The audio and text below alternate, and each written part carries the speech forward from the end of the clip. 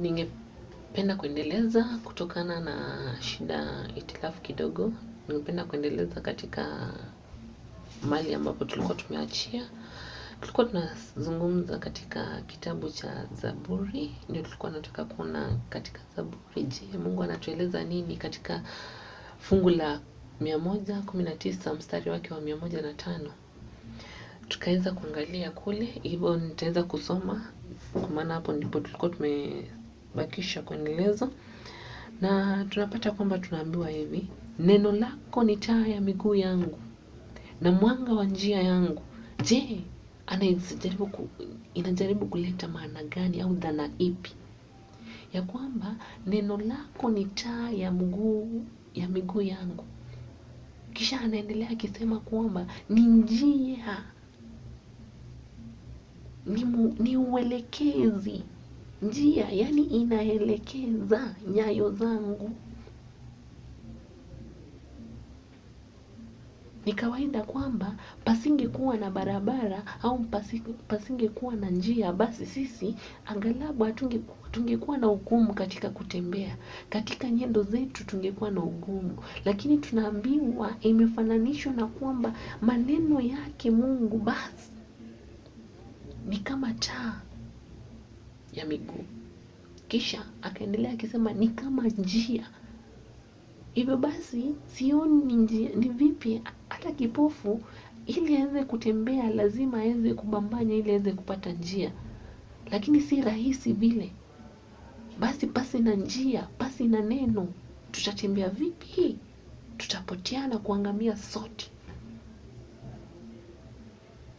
Natumai tunapata kuelewana katika funzo hilo ambalo Mungu amekusudia ama ameonelea ni vema sisi kama wana wake tuweze kulipata.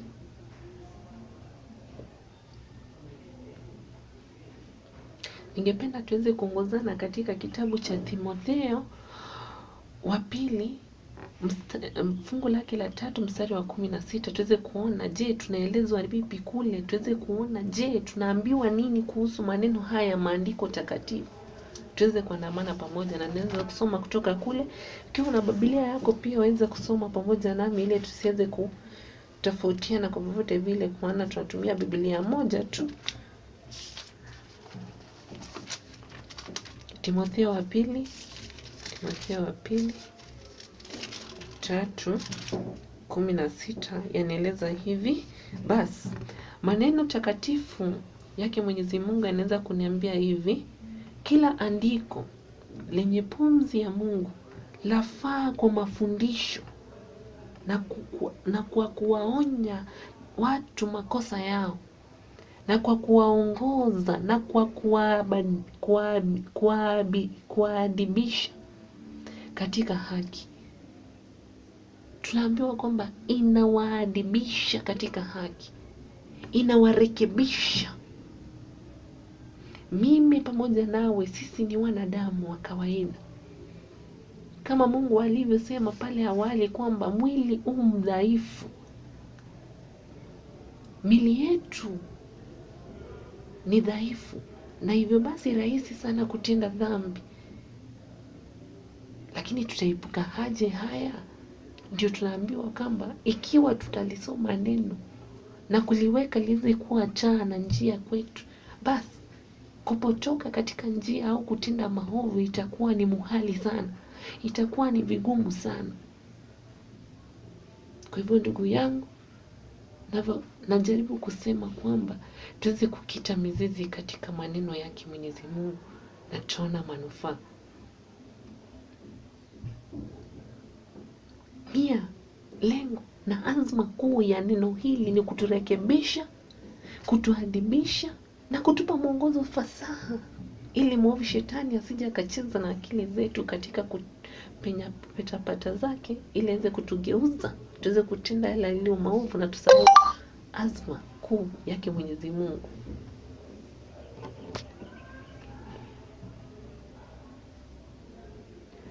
Basi pia ningependa tuweze kuongozana pamoja katika kitabu cha Waebrania 4 mstari wake wa 12. Tuweze kuona kule tunaambiwa nini kuhusu maneno haya ambayo ni matakatifu yake Mwenyezi Mungu. tuandamane pamoja.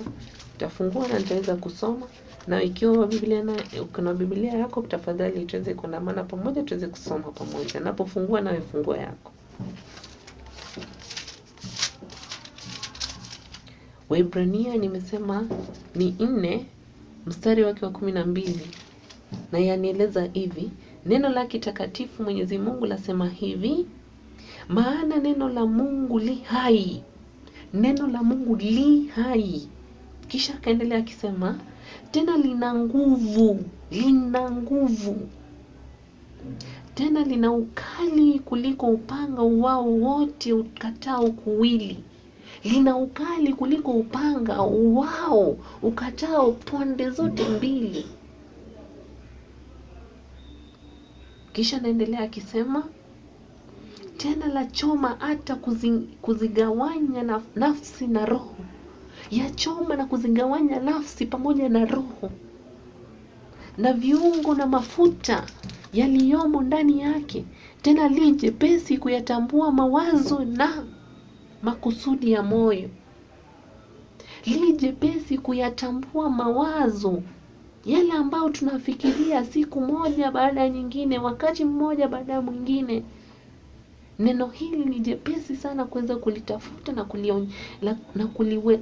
kuwezesha ili liweze kutambulika. Yanatambua kwa uwepesi yale ambayo sisi tunahisi kwamba ya moyoni. Maneno haya ni mepesi sana kuyatambua, maana maneno haya nilishakuambia kule ni Mungu.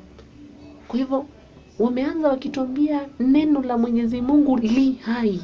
Na kule mwanzo katika kitabu ambacho tulianza nacho, kitabu cha Yohana 1:1, tunapata kwamba tuliambiwa kwamba maneno haya yalikuwepo tangu mwanzo, na maneno hayo tukaambiwa kwamba ni Mungu. Na ndiposa katika kitabu hiki tunapoanza kusoma tunaambiwa maneno haya ya hai. Neno hili ambalo ni la Mungu li hai, likapewa nafsi ya kiumbe chenye uhai, kwa maana neno hili ni Mungu. Na huyo Mungu ndiye aliye na uwezo wa kuweza kujua yale ambao tunawaza na yale yaliyo moyoni. Ijapokuwa tutayaficha, ni mepesi sana ya kuweza kuyatambua. Ndugu yangu, naomba kwamba Mungu aweze kufafanua zaidi ili uweze kuelewa yale ambayo anajaribu kuleta kulingana na maneno haya.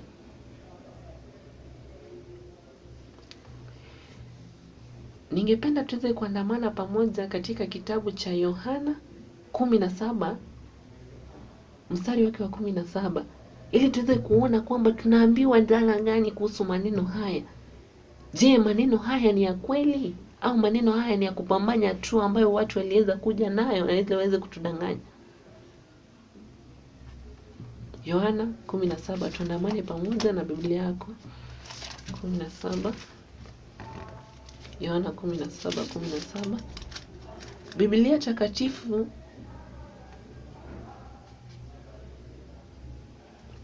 inanieleza hivi, uwatakasi kwa ile kweli. Neno lako ndiyo kweli. Naam, neno lako ndilo kweli. Hivyo basi hamna chembe hata kidogo ya mwanadamu ndani yake.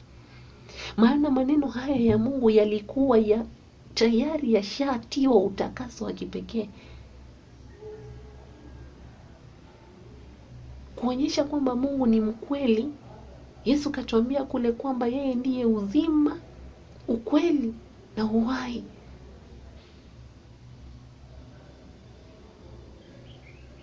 Naam. Hivyo basi hatuna hata shauku hata kidogo katika neno hili, kwa maana ni neno ambalo li safi kabisa. Ni neno ambalo lina ukweli ndani yake. Ukweli mtupu usiochanganywa na uongo hata kidogo, hata chembe hata moja. Maana mwanadamu hajahusika kwa njia moja au nyingine katika maneno haya. Mwanadamu yeye alichofanya ni kuyaleta maneno jinsi yalivyopewa na Mungu na kuyaandika.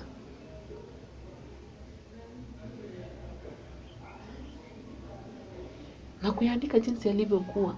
Katika kitabu cha Petro wa pili, waraka wa Petro pili, utapata kwamba fungu la kwanza mstari wa 20 utapata ukiambiwa kwamba maneno ya unabii yalitoka moja kwa moja kwake Mwenyezi Mungu, basi na kuchanganywa hata na chembe moja ya neno la mwanadamu. Mwanadamu alitumika tu kama chombo cha kuweza kuandika, cha kuweza kunakili maneno yale ili watu waweze kuyapata. Na kwa hayo machache napenda kuweza kuandamana nawe katika kitabu cha Isaya, kitabu cha Isaya fungu la 8 mstari wake 20, tuweze kuona je, kule tunaambiwa vipi, kule tunasemezwa vipi na maneno haya. Na neno la Mwenyezi Mungu latuambia hivi, nitasoma: na waende kwa sheria na ushuhuda, ikiwa hawasemi sawasawa na neno hili, bila shaka kwa hao hapana asubuhi.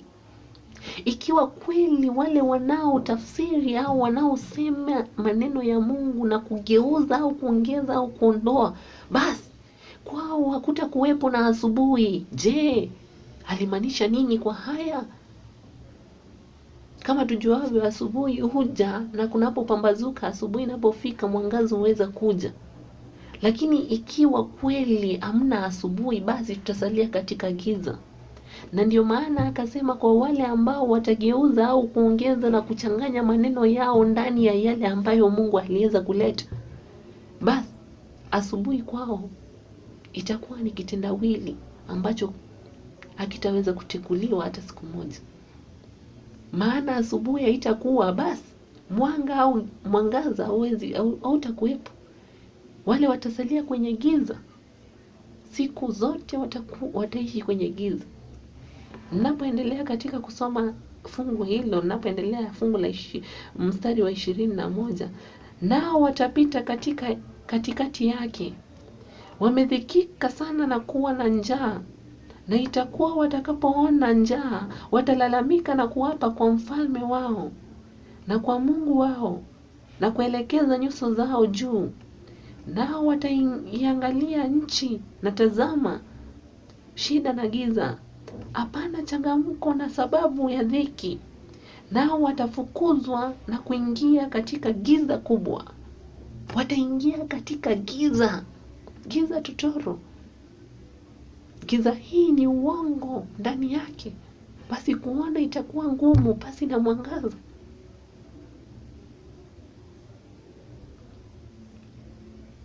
Ningependa tuweze kumaliza tuweze kusoma kitabu cha Methali 30 fungu la 30 mstari wake wa 5 hadi 6. Hapo tuweze kuona tunaelezwa vipi nitakapotamatisha na fungu hilo la Methali. Na neno takatifu lake Mwenyezi Mungu unaweza kusoma, inasema hivi: kila neno la Mungu limehakikishwa. Yeye ni ngao ya waaminio, yeye ni ngao ya wale wanaomwamini. Nikiendelea katika mstari wa 6 inasema, usiongeze neno katika maneno yake. Usiongeze neno hata moja katika maneno yake. Usiongeze neno hata moja katika Biblia, katika maandishi takatifu yake Mwenyezi Mungu. Maana sababu gani? Asije akakulaumu ukaonekana mwongo. Don't add nor subtract any single word from the Holy Scriptures, for the Lord shall blame you because you shall have lied.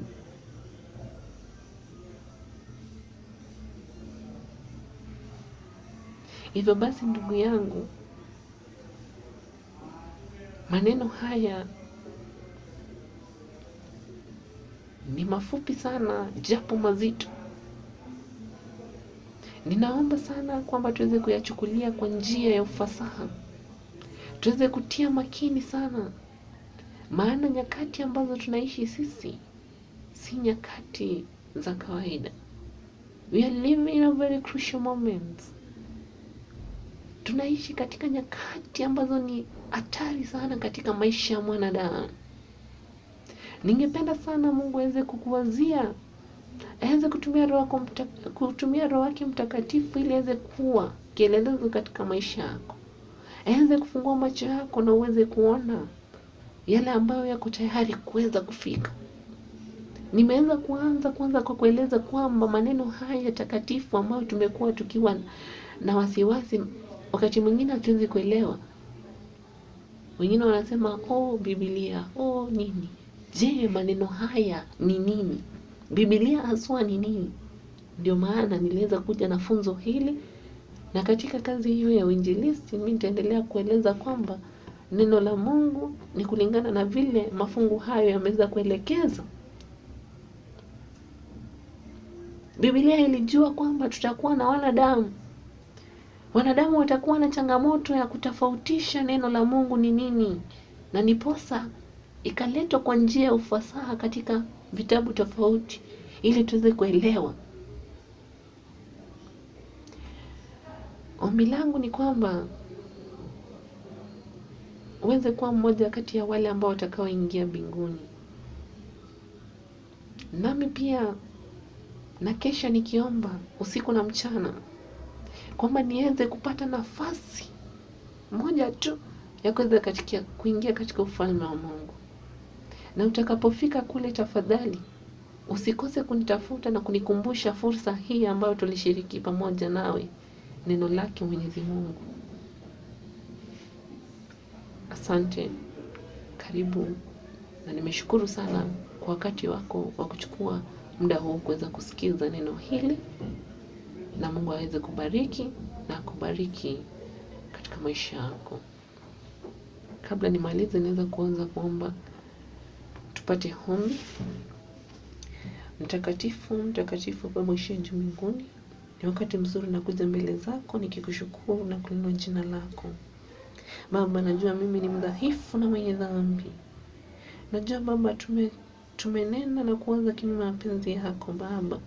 Bali Baba, nakuja mbele zako tukiomba utakaso kwa kipekee Baba, tazama Baba yale ambayo tumepata kushiriki pamoja na wapenzi wako, watoto wako wapendwa Baba.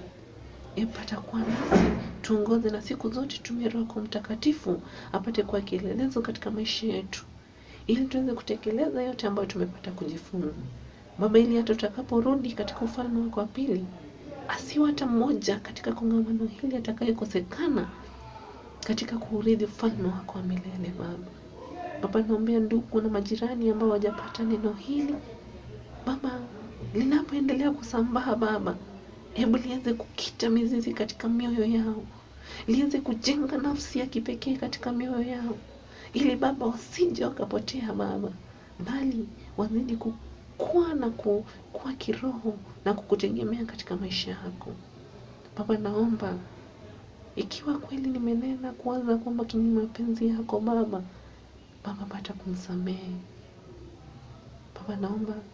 Naomba chache nikiamini katika jina safi la Yesu Kristo. Amina.